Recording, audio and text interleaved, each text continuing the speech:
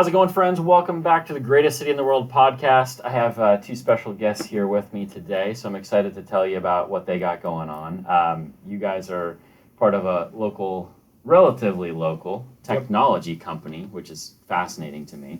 But really, the more that we've talked in the past few weeks, I really believe that there's a lot of value for small town business and small town nonprofits to be able to do business differently to kind of compete with the big boys of industry that are out there right now. And so we're going to get into some of that. But first, I just want to introduce these two. You can tell me a little bit about the business that you're a part of, and then we'll dig a little bit deeper into how this can help small towns, specifically the greatest city in the world. So who are you, my friend? Yeah, so my name is Dylan Dutry. 24 years old, has graduated from Kittanning in 2015, so it was the last graduating class out of Kittanning. Then I graduated Slippery Rock University in 2019. Since then, I worked kind of blue-collar jobs until right now, where I've hopped on to Maps, and it's taken me everywhere. You were the one that originally contacted me, too. Correct. So, yep. So you were a long-time watcher of the channel. Oh my, yeah, love the channel.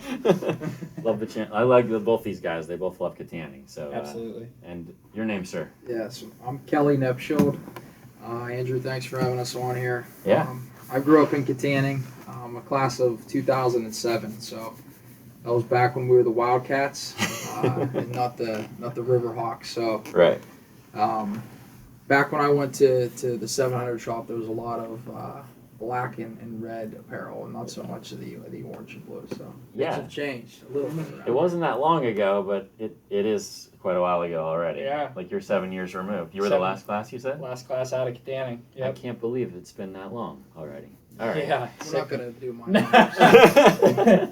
Anyway, college took me to St. Vincent College and then to Duquesne University, where I got my doctorate in physical therapy, and kind of transitioned into Pittsburgh, where I live with my wife and 2 daughters now. So Good stuff.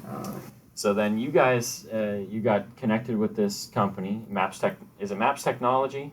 Am I saying that right? Maps Technologies. Map Technologies, okay, and it's a fascinating company, and I just think it's really cool that it's going on locally. So, give us the elevator speech on what is Maps and how can it help small business. Sure. So when we were introduced to coming in and talking on this podcast, I just wanted to first say, why is there a couple Kittanning boys talking about technology Right? on a podcast called The Greatest City?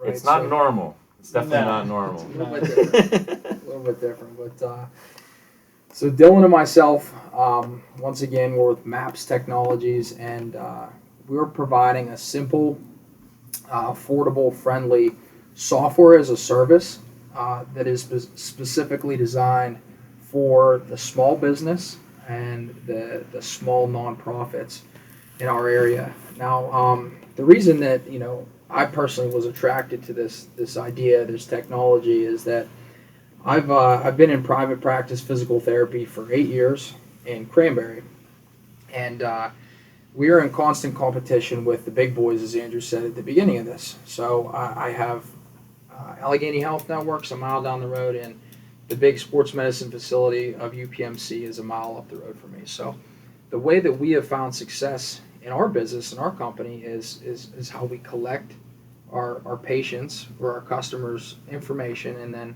how we communicate with them, specifically through avenues of text message, email, and throughout the year, and then forever from there. So we're building a database so we can kind of compete. So Dylan and I came on to Maps Technologies, and we found that 2 things, Andrew, that the small nonprofit and the small local business, they don't effectively collect their customer, their donors' data information, and then they're not effectively communicating, with the donor base or the customer base. So our founders, they developed a specific software that is built directly for this market. Yeah. And that's kind of who we are. That's our 30,000-foot elevator speech of why we're here today. Yeah, absolutely. And I normally I wouldn't I wouldn't have someone on just to like promote their business or promote their product. But I think what you guys are trying to do, and specifically what Maps is trying to do, has a lot of value just in principle, like for small business and for nonprofits. And I kind of saw this firsthand last year. I kind of realized the power of this. So you guys, I know you saw the ice cream videos that I did last summer. Yep. So through that whole process, I was I was trying to figure out how can I collect people's names just to give away gift cards. That was that was the point of me doing it. So I built like this simple little website, and then I was like, well, if I'm going to build a website, I might as well build what I want. So I just built a different parts of it, and I made an email list for the first time. I have YouTube subscribers, I have Facebook followers, those kinds of things. That's a great way to communicate, but it's tough to do giveaways through those kinds of platforms, especially if you're going to get 1,000 entries across all of them, and like how would that ever work? So I built this email list, and then people started signing up for it. And I really thought maybe I'll get a couple hundred emails and I'll be able to like have an easier way to give things away. Well, then 900 people signed up. And so by the end of the summer, I was like, holy crap. I have a whole marketing list here. I can send them my YouTube videos. I could make a newsletter. I could do whatever I want to with this data now that I have it. And oh, by the way, if Facebook goes away tomorrow, or if YouTube goes away tomorrow, all my work isn't like completely gone. I have this base of customer relationships that I now own. So I was like, this is way more powerful than I thought that it was. And I was like, okay, now I can build like a brand around this. And so I think that that's the principle behind what you're doing, but it's so much more powerful than just like I put all my people into MailChimp is what I ended up utilizing to do that, which it's fine. Like I can email, I can do that kind of stuff, but you guys are talking about being able to do way more than just that. So dig a little deeper now for me, like what all is Maps capable of doing, and like what does your product actually provide, like small business or nonprofits, the opportunity to do? Yeah, so specifically, we'll just, for example, let's cover a coffee shop. So what this looks like for a coffee shop. As a business, with Maps, you're going to receive a QR code. With that QR code, you're going to be able to they're going to customize that QR code to look anything with how you want it to look. And you're going to put that QR code anywhere around your business. So put it on your door, put it on your tables, put it anywhere you'd like. If you're advertising anywhere else, you can put this QR code there. Your next step with that, really to get people to sign that or scan that, is you need to incentivize them to scan that. So for a coffee shop, what does that look like? Everyone's giving out free Wi-Fi right now, right? Sure. How simple would it be to scan this QR code? You're next going to lead you to a custom form. With this custom form, you're going to be able to completely customize it, obviously, however you want to. Ask for their name, the phone number, specifically their birthday. Yeah. So when we get into the automation sample, you're able to send out automated birthday messages. But anyways, you fill out this form. It's going to send them an automated text message back. So you're collecting your customer's information by them scanning this QR code, them filling out this form, and their information is going directly into the software, or your brand, your organization. That's where their information is flowing right into. Yeah. They're going to get an automated text message back. What if you put your Wi-Fi password on that? So your customer is getting something out of this, right? Mm-hmm. They're getting the Wi-Fi password, and as a business owner, you're collecting their information. So you're killing two birds with one stone there. How you incentivize this, which what we're looking at here, is you incentivize the customer with saying, let's scan this QR code, right? Scan this QR code and we'll send you a free coffee on your birthday. So now you're in contact with them, right? Yep. So they scan that QR code, you got to incentivize the worker too. So what if you incentivize your employees, your workers, saying, hey, if you get this many people to scan this QR code, we're going to give you this, or we're going to get you this. So it benefits the customer being able to stay in constant communication with the business owner. You're benefiting the employees by incentivizing them, and ultimately it benefits the business owner by getting your contact base, right? Yeah, and I'm thinking about like I got 900 people by accident. Right. You know? Exactly. Like I wasn't even Yeah. I wasn't even hardly trying, and I'm thinking there's probably that many people that walk through East PRI Coffee in a week, or like the 700 shop. How many people go in and out of that place, and are they capturing any of that data to be able to directly communicate whether or not there's a sale? That's kind of what, when we talked about the beginning about like competing with the big boys. Yep.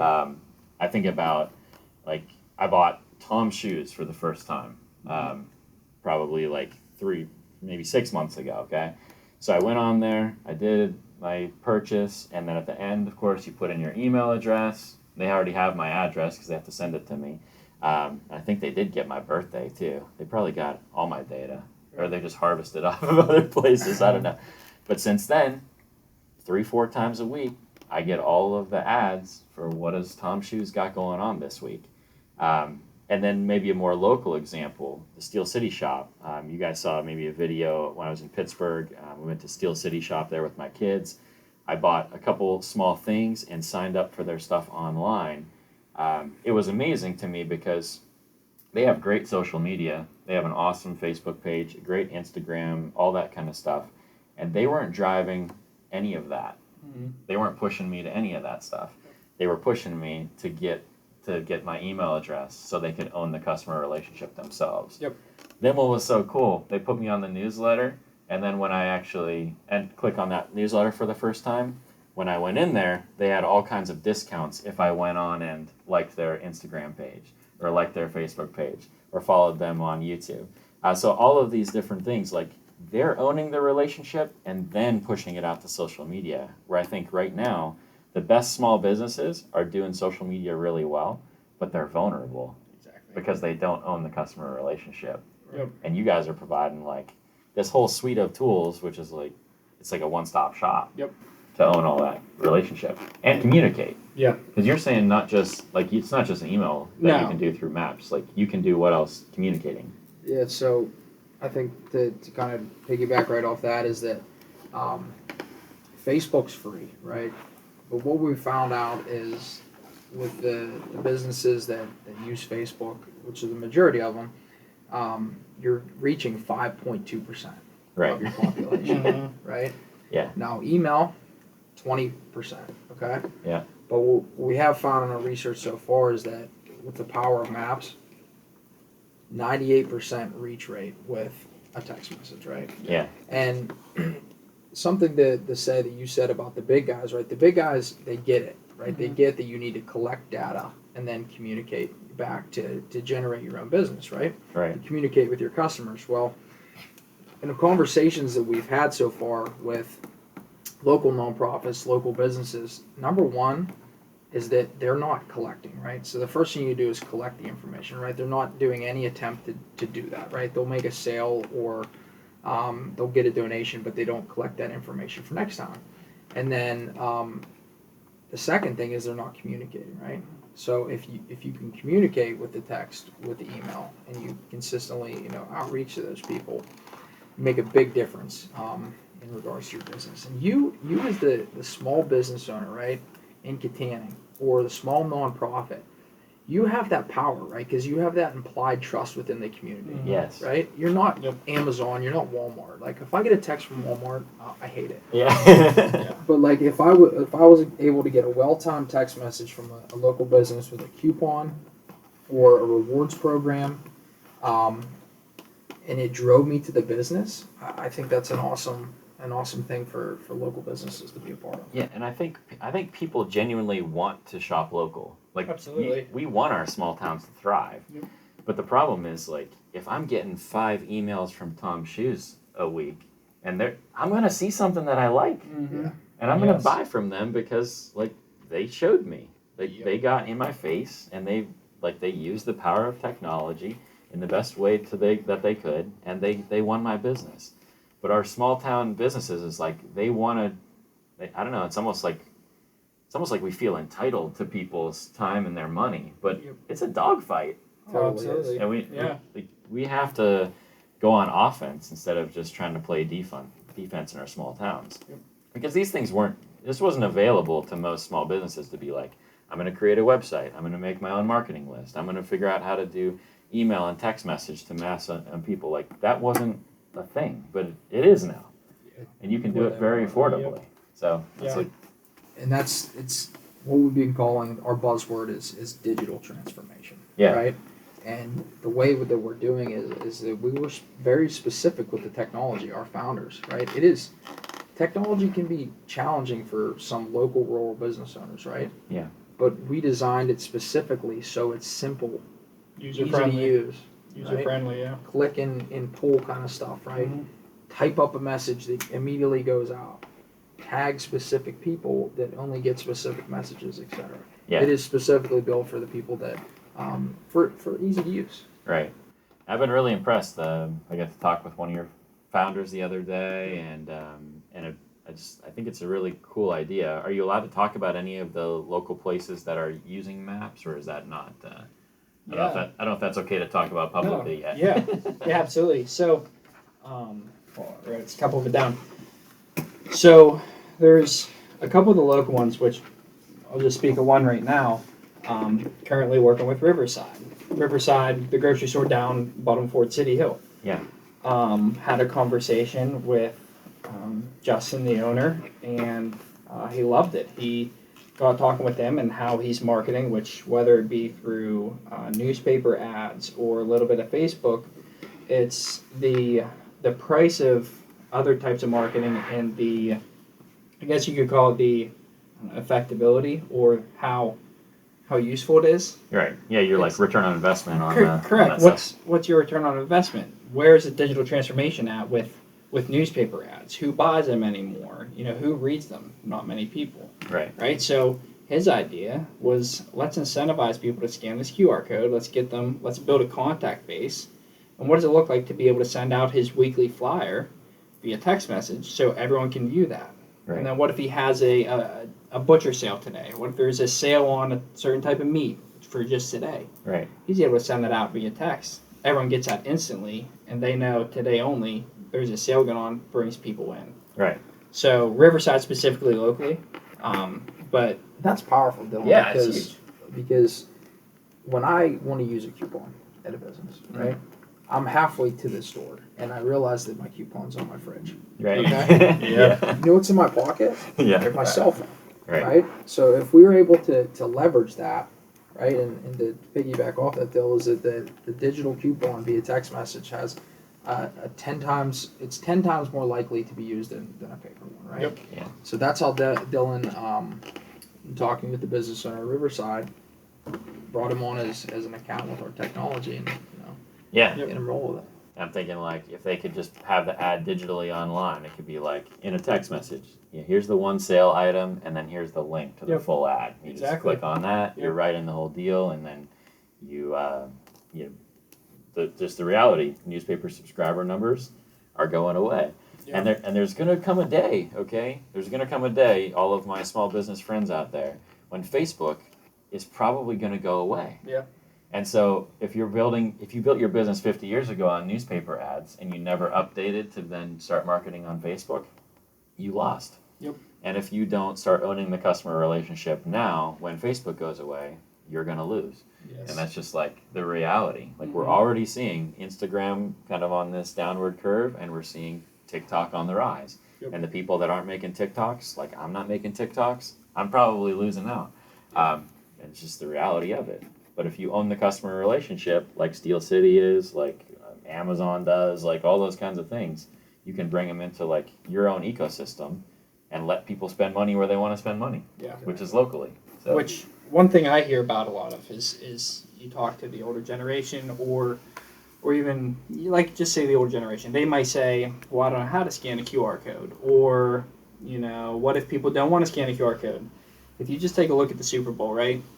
What was the number one ad on the Super Bowl? It was simply a black screen with a QR code bouncing from corner to corner. yeah, it And was a Coinbase, right? it was Coinbase. Yeah, It they shut down the crashed- website. Yeah, they crashed their website because so many people were scanning it. 20 million people. Yeah. 20 million. Yeah, it took their app from, they weren't even in the top 100 to number 2, I think? Yeah. Took them to number 2 in the App Store. Yeah, that's what's wild. Is like, and that was how do you spend like $8 million on a commercial and then you don't upgrade your website enough? So but that's a whole nother conversation. And while we're on the QR code, the QR code is utilized. It's widely used now because people know how to scan it. Right now, that's just the funnel into the actual data collection. Right, so you don't have to necessarily use a QR code. Correct. It can just be a custom form that you hook to your Facebook page or anywhere in which you collected data, and now you have it in your system, right? So once you collect, I mean, it's time to connect them in multiple avenues, how you want to do it, and you're reaching people where they're at. Right. And it's because, I mean, any retail business, it makes total sense. Any financial service business that doesn't have a CRM program makes total sense. I know one of the other areas that you guys are really passionate about is nonprofits. Yeah. You have an example of like a local nonprofit that you're trying to work with that does this make sense for them? Yeah. So I think a good example is to use a rural fire hall or your local voluntary fire department, right? So they're a nonprofit, right? And to start off, it always starts with the collection, right? So we've talked to them, and they have no collection of community or donor information, right? So every year what they've been doing is sending out mailers, okay, doing boot drives where they collect money, holding fish fries, gun bashes, etc. So they have the events, right? And they do that to generate fundraising money. But what they're not doing during those is collecting the information of the community and the donors so that they can reach back out to them, right? So in our conversations that we've had, right, with these fire halls is, okay, you guys, we're not telling you need to change your ways at all, but what if we leverage what you're currently doing, right? So we put a QR code on every box of food during the fish fry that leaves your department, right? This is a big one. The next gun bash that you give away, right? Offer a free gun safe. If you scan this QR code and fill out this little custom form, I'm going to enter you into it for a drawing tonight. Yeah. So that you are going to have a chance to win this free gun safe. I'm scanning the code, right? Absolutely. I'm filling the form out. I want a chance to win something cool and free, or the new latest gun, right?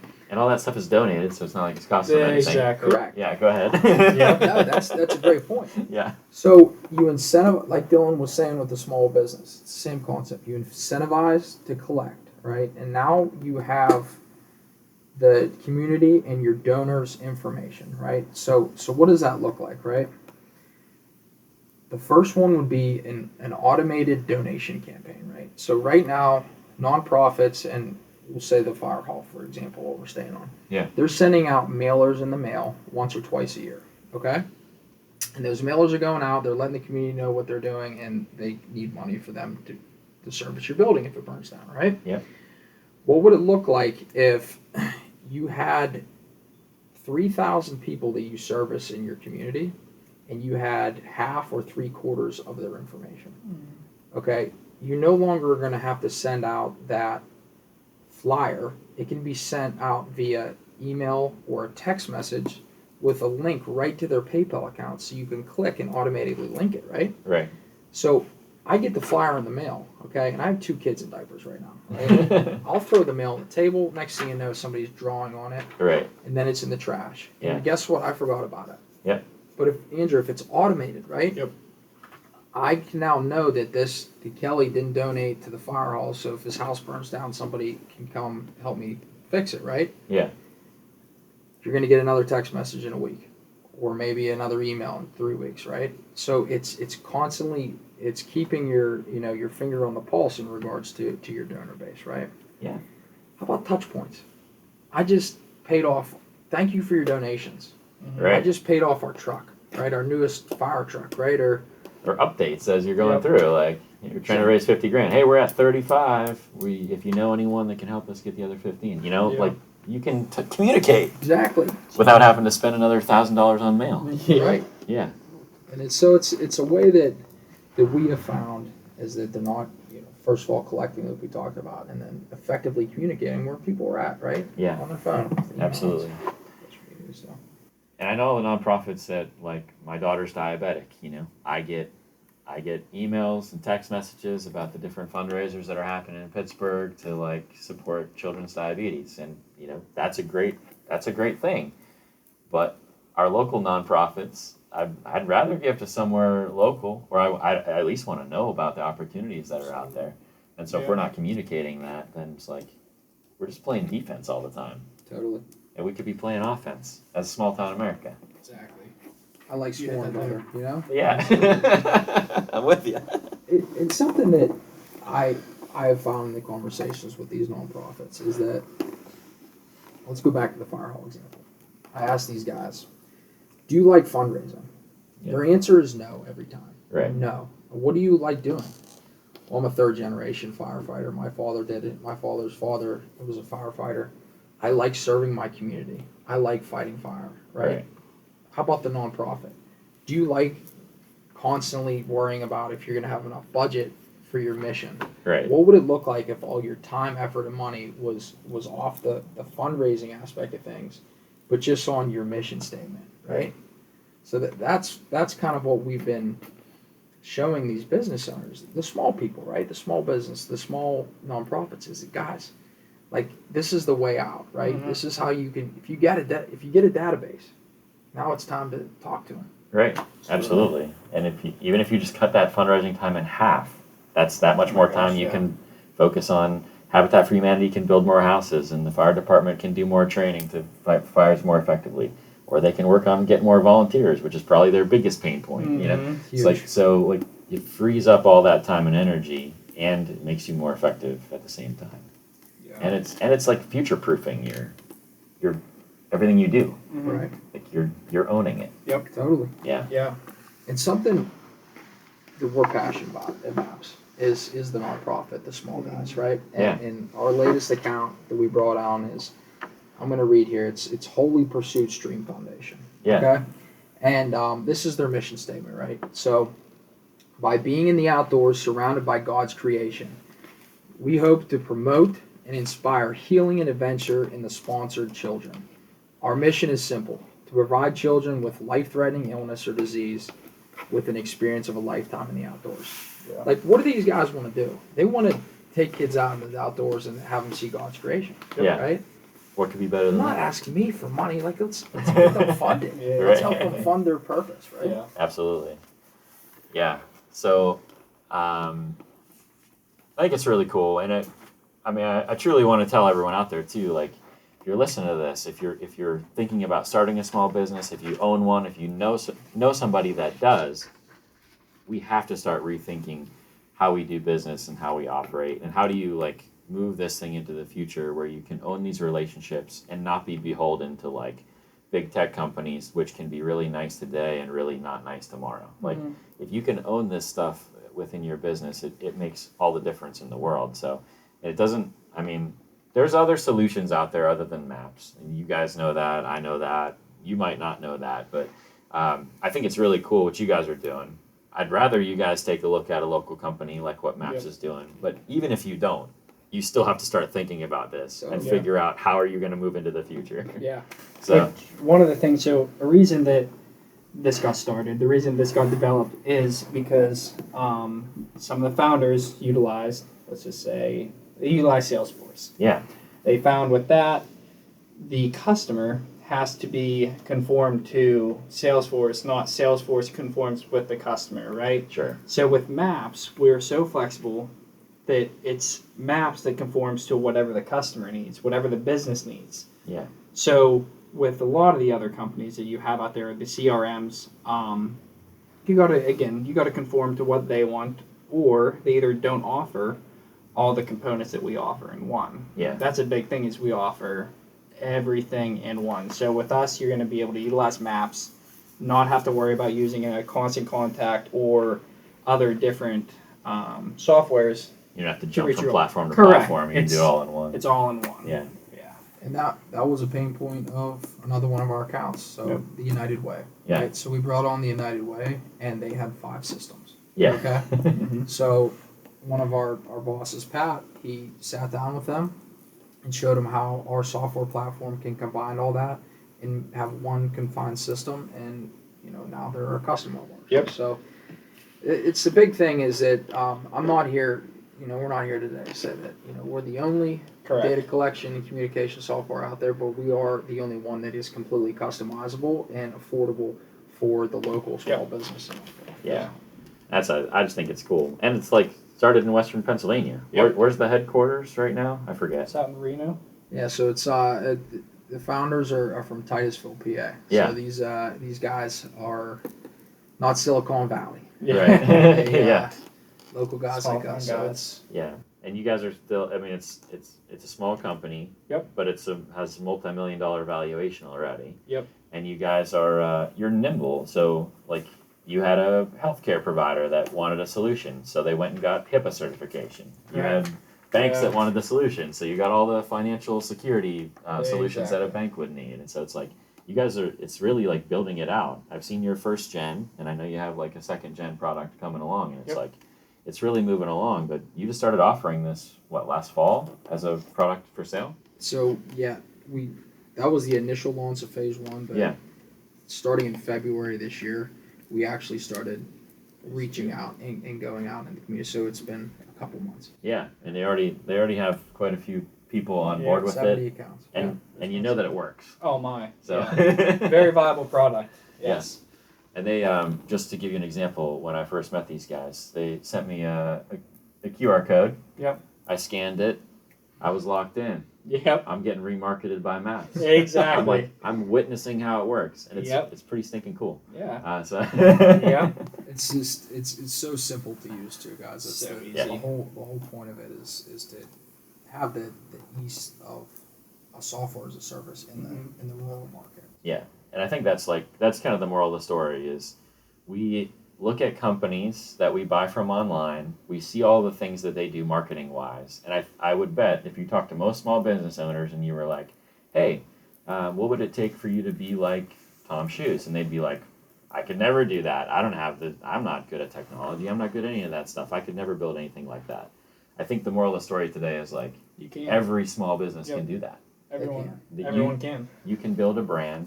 You can have a niche business in a small town. Like these things can happen, but we have to get smarter Absolutely. about how we market. There's digital transformation happening, and you gotta go with times, or you're gonna fall behind. What we say the other day, there's that crowd, right? That I'm never gonna have a smartphone. I'll never have an Apple iPhone. Yeah. My grandparents have Apple iPhones. You're Right. forced to move if you want to stay up, right? And you want to stay, with the times. You got to move to. You got to be flexible, right? You got to be water as a business. Yep. Absolutely. Gotta be fluid. So, how can people get in touch with you guys if someone's interested or they want to refer someone to you? What would be the best way to get in contact with you? So for me, you can contact me by phone, 724-664-3016. And like I said, we're not asking that you watch or listen to this podcast and say, give me the website, I want to sign up. Right. All we're asking is, let's sit down. Let's talk about your business. Let's show you the power of Maps. Let's show you what we can do for your business so you can see the power, not just hear the power of Maps. Right. And then we have QR codes, which I think we can put in the video or have them somewhere that you can even scan and fill out the custom form. Fill that out. Yeah, I can toss it on the screen right now. So Yeah. if someone wants to do it, they can, they can sign up right from the YouTube channel. Yep. Yeah. That's cool. Andrew, thanks for having us on Yeah. today. That was cool. Yeah. My first podcast, so I This is appreciate new. the time. These guys were pretty nervous, but I think they handled it pretty well. But as you guys are building this thing out too, I want you to stay in contact with all of us. Yep. So if you have some other ideas for small business, what can they do to survive into the future? I mean, I think just about every single person that watches these kinds of things is passionate about small business, about rebuilding communities. That's like the whole thing about this channel. So like any way that you can help small business, if you want to get the word out, we'd love to have you back too. Absolutely. We'd love it. Yeah. Awesome. Cool. Okay. Appreciate it. I think that's it, you guys. Thanks for watching. Thanks for checking it out. And make sure to get in touch with these guys. If you know anyone that they could help out, I'm sure they'd be more than happy to have the conversation and make the small business, nonprofit, small town America. The comeback's coming. Absolutely. Transformation is on the Greatest city in horizon. the world. Make it Kittanning great. All right. See you guys. See ya. Thanks for your